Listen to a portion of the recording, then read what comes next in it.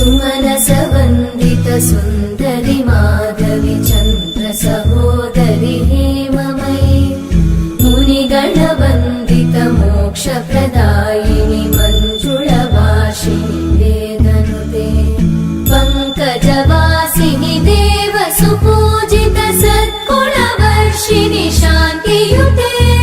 जय जय हे मधुसूदन कामिनि आदिलक्ष्मि जय पालय